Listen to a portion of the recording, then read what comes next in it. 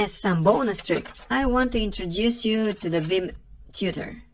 It's a simple tool to learn the most frequently used features of Vim. So, to use it, you simply type Vimtutor in the console and press enter. It might turn out to be that this tool is not installed on your Linux system, like here we have now. But it's not a huge problem. To fix it, we will run just two commands. The first is sudo apt install vim. It will install the extended package of Vim editor. Likely it will ask us for the password.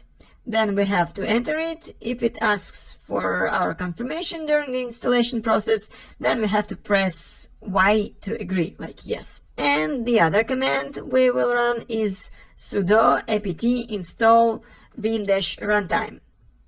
And we better add here -y key at the end of the line so that the installer doesn't ask us anything. With the -y option, we kind of agree with any question in advance.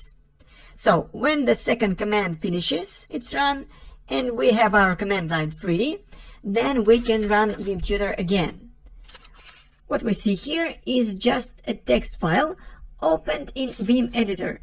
And this text contains about 7 small lessons on Vim features.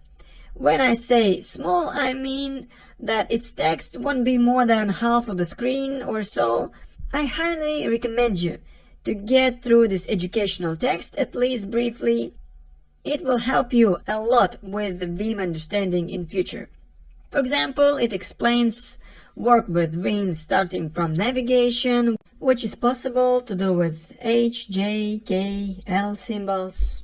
It teaches exiting from the editor as well, the colon, Q, exclamation mark command, which we discussed too, the basics of text editing, etc.